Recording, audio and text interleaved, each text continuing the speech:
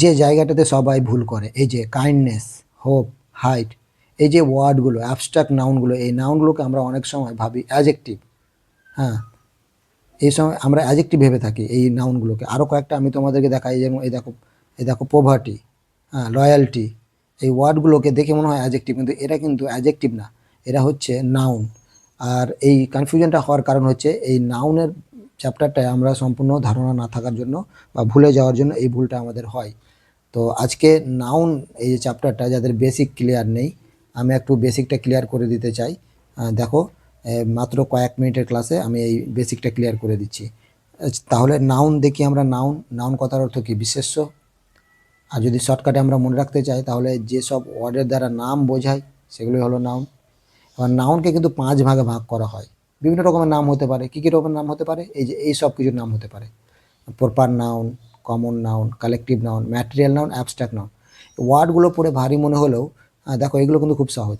Proper noun কোনটা? Proper noun যেটা এটা দ্বারা বোঝায় নামবাচক বিশেষ্য, নির্দিষ্ট করে যখন নাম বলে দেয়।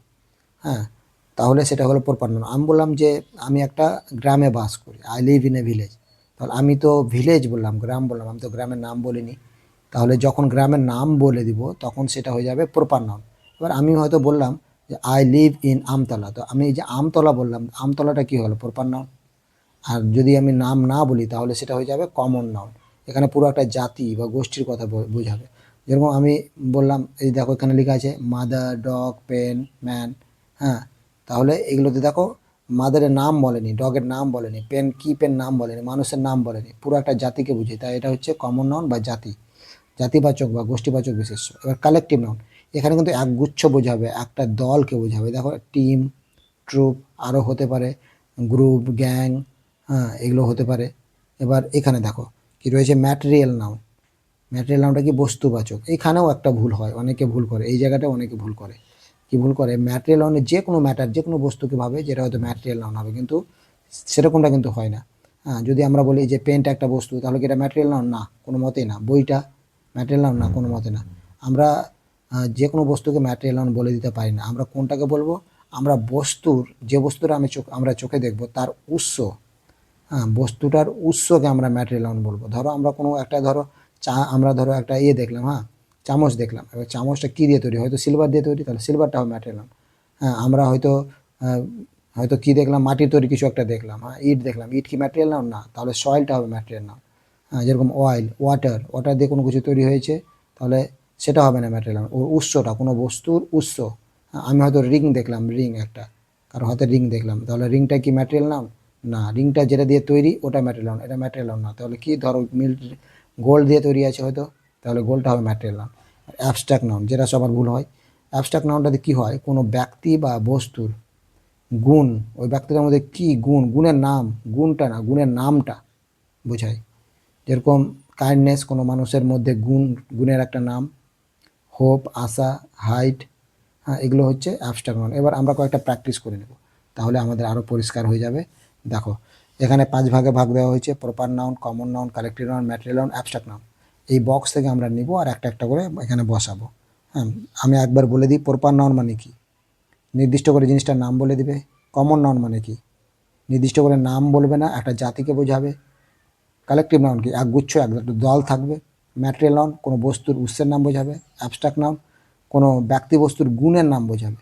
তাহলে ম্যান, নির্দিষ্ট করে আমার নাম বলেছি কি? নির্দিষ্ট করে নাম বলেন, তাহলে এটা হবে কমন নাউন। অনেস্টি, অনেস্টিটা কী হবে? মানুষের একটা গুণের নাম বলেছে, তাহলে মানুষের গুণের নাম, এটা হয়ে যাবে অ্যাবস্ট্রাক্ট নাউন। সুরেশ, নির্দিষ্ট করে নাম বলে দিয়েছে, এখানে ম্যান বা বয় বলেনি, নির্দিষ্ট নাম, তাহলে নির্দিষ্ট মানে প্রপার, প্রপার নাউনে হবে। মাদার, নাম বলেনি, তাই কমন।